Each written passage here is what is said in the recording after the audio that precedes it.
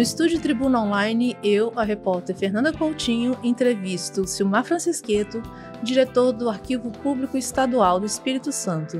Olá, Silmar, tudo bem? Oi, Fernanda, tudo bem? Como vai? Tudo bem, uma satisfação receber você aqui para falar dessa instituição tão importante do nosso estado.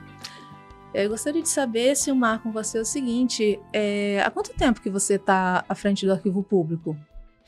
Olha, Fernanda, eu entrei em 1995 no Arquivo Público, no governo do Vitor Boas, e eu entrei como coordenador técnico, já atuando aí nessa parte técnica da instituição. Então, assim, serão 29 anos agora, acho em abril, que eu estou no Arquivo Público, trabalhando desde aquele período. O Arquivo ele é uma instituição reconhecida nacional e internacionalmente, já ganhou até prêmios, né? Acho que foi nos Estados Unidos. Reconhecimento, né? Itália, né? A gente já tem reconhecimento na Itália, Alemanha, contatos também em outros países. Estados Unidos nós tivemos a oportunidade de ser convidados para participar do encontro de genealogia em Utah.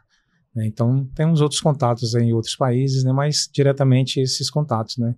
Itália, Alemanha, Estados Unidos, Portugal, enfim. Por que o Arquivo do Estado ele consegue ter um acervo tão organizado e tão bem documentado?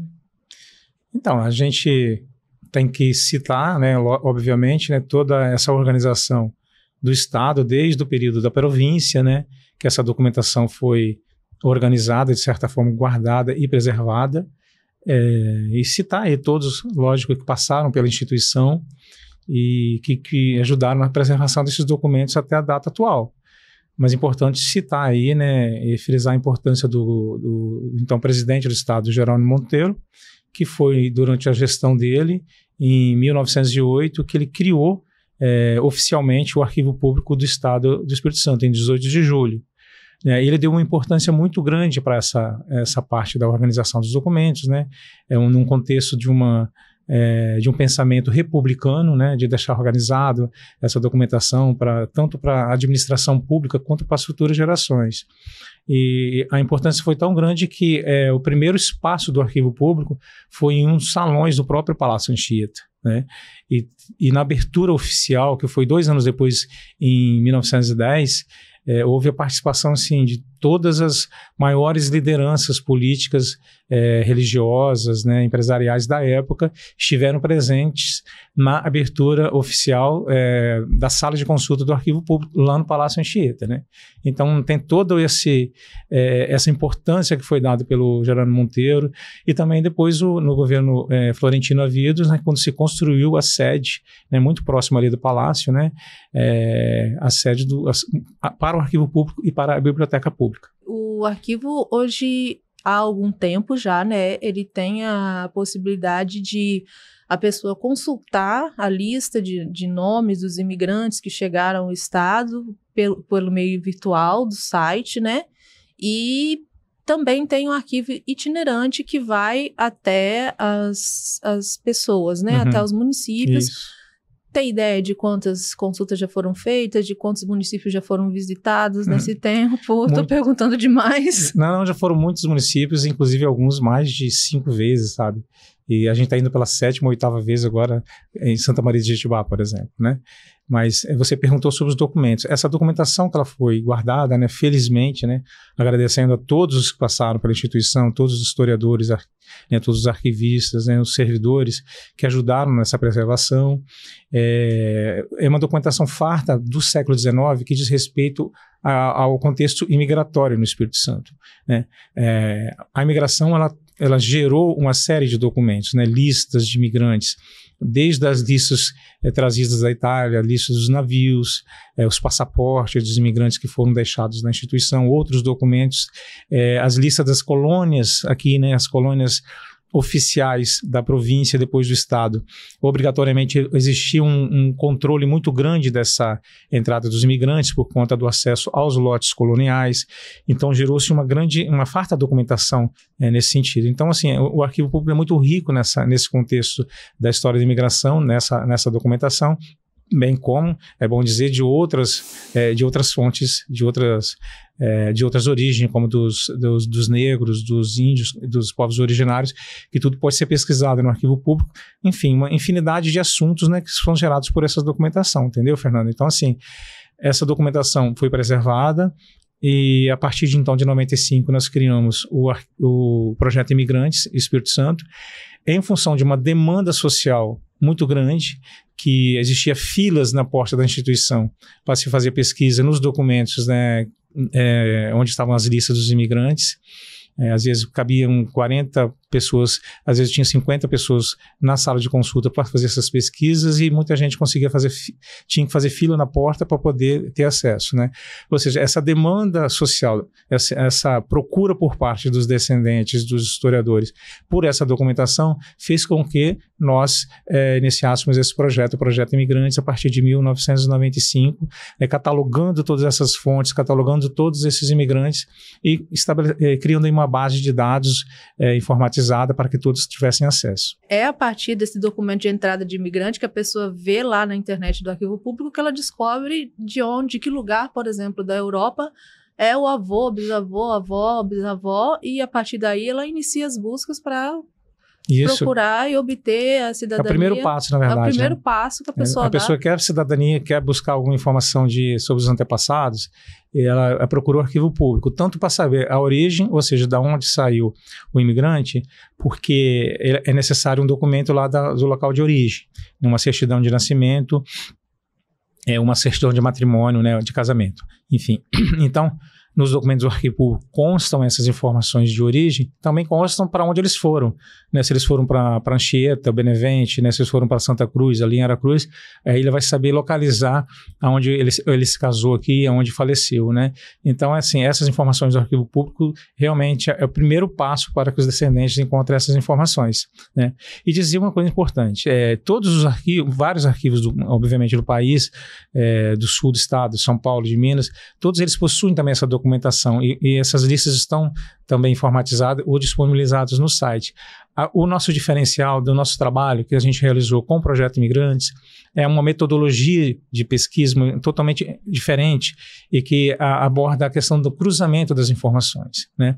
A gente localiza informações de um imigrante na lista de saída, na lista de entrada, na hospedaria, na colônia, ou seja, informação sobre esse mesmo imigrante em diversas fontes.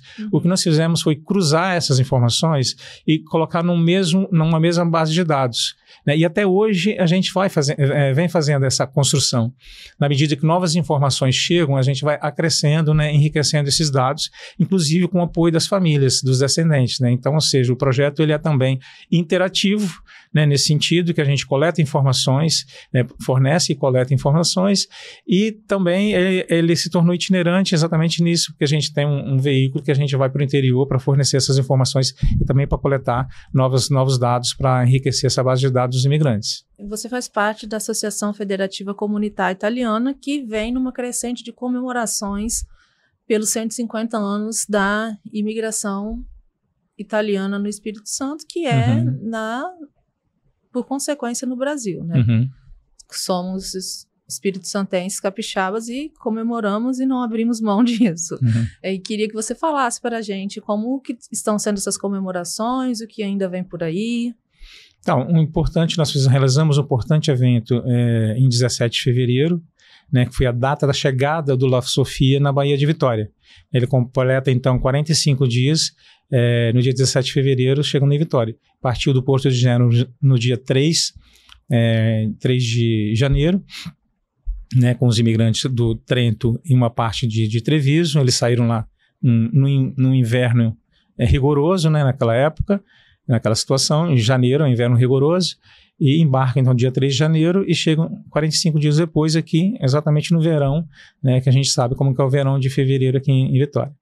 Essas comemorações, então, ela teve início, a abertura das comemorações foi exatamente em 17 de fevereiro, celebrando então a data de chegada do La Sofia aqui em solo capixaba, né, na Baía de Vitória, no caso.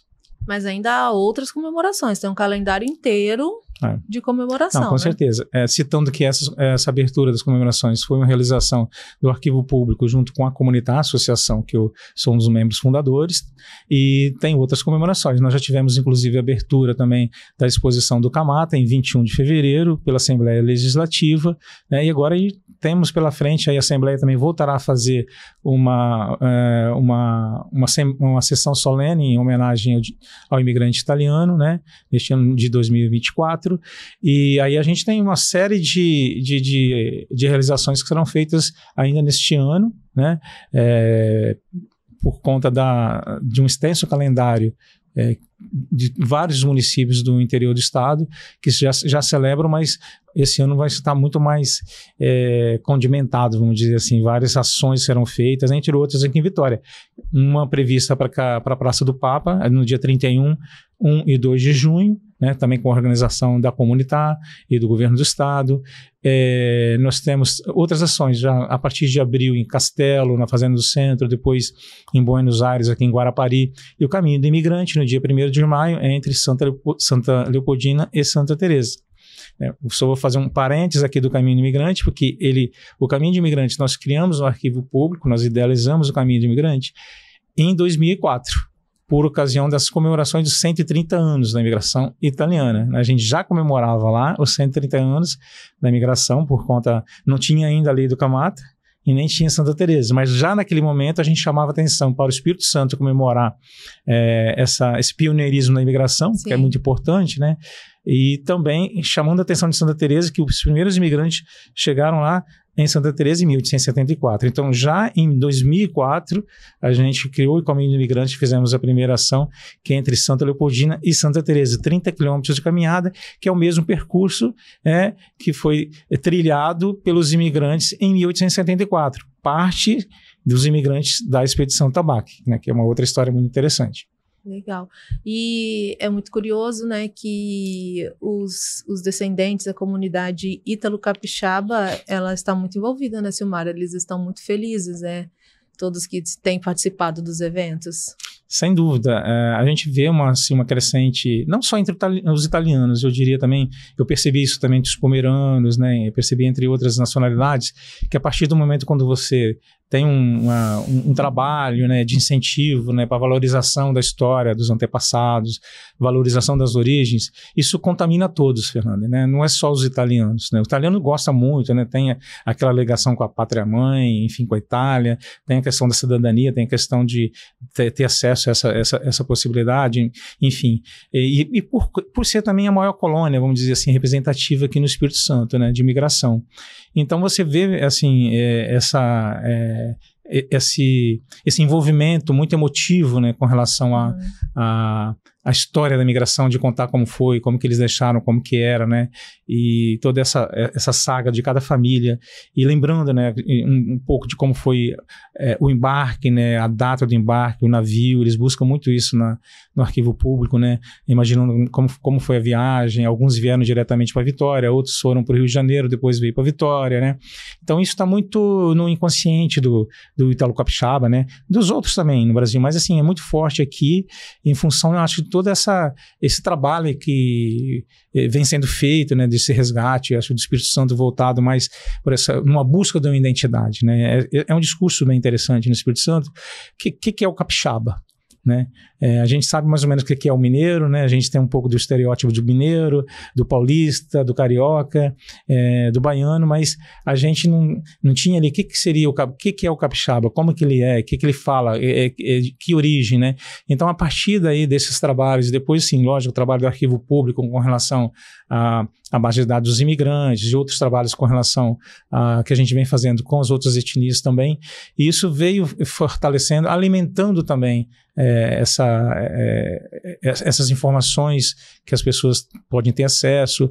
A universidade também criou um curso de mestrado que muitas pessoas têm realizado trabalhos também nessa área, né, na área de imigração, como outros assuntos capixabas. Então isso vem sendo fortalecido e naturalmente, né, todos acabam se envolvendo, e os italianos vêm puxando essa corrente aí de ter esse orgulho dos antepassados, né, que isso é muito importante.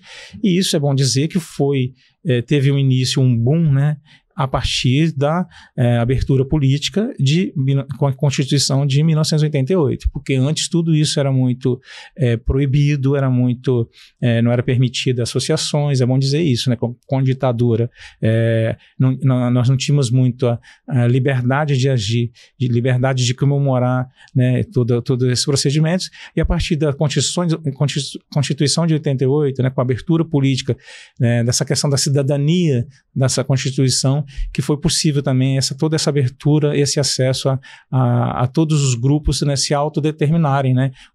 Vamos dizer que eu sou italiano, sou descendente de italiano, eu sou descendente pomerano, ou tenho ancestrais, né, africanos ou de povos originários. Então, esse contexto para nós hoje no Espírito Santo é muito importante e vem reforçando cada vez mais a identidade do que é ser capixaba, né? E que se a gente pudesse resumir aqui, ser capixaba é a soma disso tudo, né? Do italiano, do pomerano, dos alemães de outras regiões, né?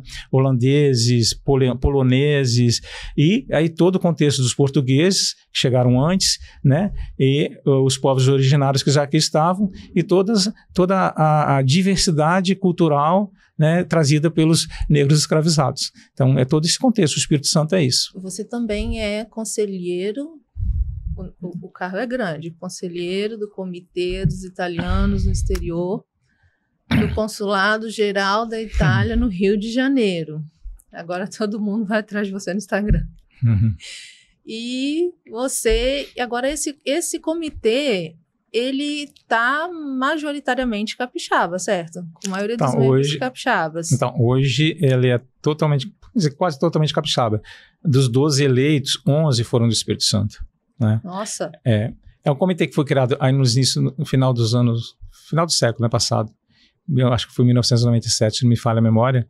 Ele foi criado pelo governo italiano, né, para dar uma representatividade para os italianos no exterior, né? Também foi criado nesse período, nesse mesmo momento aí, as vagas para deputados e senadores, né, eleitos no exterior. E, enfim, hoje eu faço parte, né, fui reeleito. Então, na nossa primeira gestão, né, da qual também fizeram parte Fernanda Coutinho, aqui comigo, também fez parte, finado Renato Margon, né, José Renato Margon, ex-presidente do Circo Trentino de Vitória, a Rita Bortoluzzi Herzog e o De Carli, né, João Otávio De Carli. Acho que já falei os 5, isso, perfeito. E é importante, né, vamos frisar aí o trabalho que foi feito nesse período aí de mobilização, né, da comunidade em prol de um objetivo que era, primeiramente, coordenar toda essa colônia, né, dispersa no Espírito Santo. Faltava assim uma representatividade, né, um grupo que pudesse fazer juntar essas forças, né, em prol de um objetivo único. E a gente conseguiu ali naquele momento, junto com o poder público, né, nós conseguimos mobilizar o poder público, né, com essa força da comunidade, o envolvimento do governador diretamente, do Renato Casagrande, envolvimento de outras autoridades, para que a gente conseguir aí uma representação consular. E nós alcançamos e trouxemos aqui o Sportella Consular, que está funcionando aí hoje e funciona muito bem, né, que é um braço ali do Consulado Geral da Itália do Rio de Janeiro, e tem um escritório aqui, então, em Vitória, no Espírito Santo, né. São quantos capixabas com cidadania italiana? Eu creio que hoje a gente tenha cerca de 35 mil, se não tiver, em torno de 35 mil capixabas hoje têm cidadania italiana. E a demanda pelo passaporte, como é que tá? Olha, hoje a gente está numa situação muito privilegiada, porque as pessoas hoje elas conseguem entrar no site e conseguem agendar, para menos de um mês até. É um sonho que nós tivemos sendo realizado, né, de ter uma representação aqui. O passaporte é feito aqui. Quem tem cidadania faz o cadastro no site do Consulado Geral, né, e escolhe aqui Vitória, né, se mora em Vitória, se mora no Espírito Santo, ele vai recolher os dados, enviar os dados e fazer o pagamento aqui em Vitória, no escritório consular em Vitória, ok? Então, assim, eu estou frisando que nós estamos num período muito importante, porque, por exemplo, Milão e Roma hoje, você não consegue um passaporte em menos de 3 meses. E tem cidades italianas hoje que não tem data para você marcar, eles não conseguem, porque tanto movimento que está tendo lá na Itália em busca de passaporte também. Então, assim, nós estamos num momento privilegiadíssimo com relação a acesso ao passaporte, era uma das nossas maiores demandas, então que é um sonho sendo realizado nesse momento, né?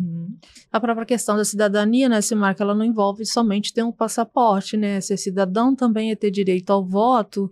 Quando aquela cédula chega, a pessoa prestar atenção, né? Porque vota no Comites, né? Nos representantes do Comitê dos Italianos no exterior, vota em alguns plebiscitos também, plebiscitos, né? Alguns plebiscitos na alguma província, Isso. Enfim...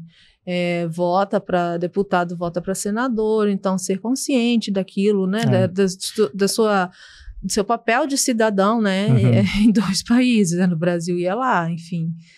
Esse é um processo de conscientização, você tocou num assunto muito importante, que às vezes, assim, a pessoa, ela se organiza para buscar documentação, vai pesquisar, busca informações, conversa, viaja, investe para fazer a cidadania, né? Para busca de certidões, para tradução, para reconhecimento. E quando é reconhecido, a pessoa acaba assim, pronto, acabou, né? Mas ela tem que ter ciência de que ela é também cidadã de um outro país, que ela tem responsabilidade perante o consulado, pelo menos, né? Tem muita gente aí que não tem atualização do endereço no consulado. Então, essa pessoa ela não recebe o comunicado, ela recebe os envelopes para votação no antigo endereço. Então, assim, ela não dá retorno. É importante que a pessoa que tem a cidadania, ela tenha essa atualização, ela possa fazer esse registro, manter-se atualizada para ela receber, estar em contato direto, né, para responder enquanto cidadão também. Nós temos direitos nesse sentido, mas também cumprir com os deveres com relação à cidadania também. Mas alguma coisa que você queira acrescentar, Silmar, sobre esses 150 anos, sobre o seu trabalho?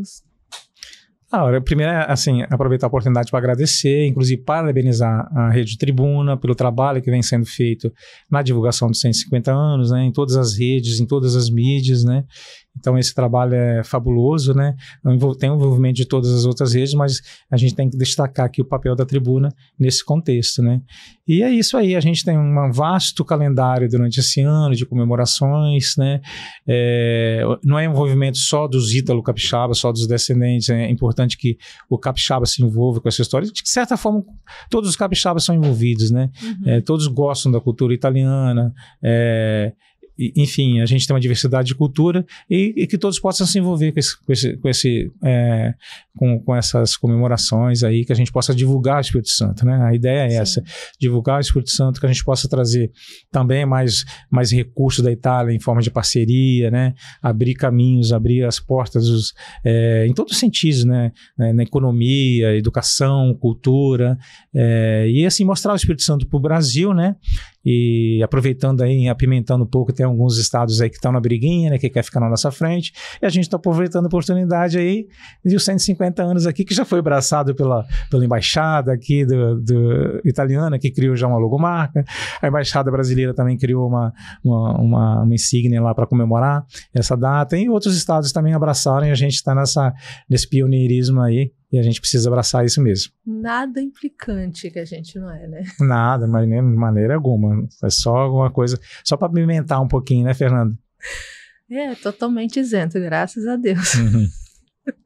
É isso. Silmar, uma satisfação te entrevistar, viu? Te dizer, assim, em público, quanto que eu te admiro, tá? O seu trabalho, te parabenizar, porque eu sei, assim, todo o seu empenho, assim, ao longo de todos esses anos que eu te conheço, no seu trabalho de preservação de toda a história capixaba, não só da imigração italiana, dos imigrantes, né? O Arquivo Público ele tem lá a imigração, mas tem todo aquele projeto Canaã, dos livros que foram publicados e tudo mais, do quanto que você é querido por principalmente toda a comunidade italiana que certamente vai te assistir.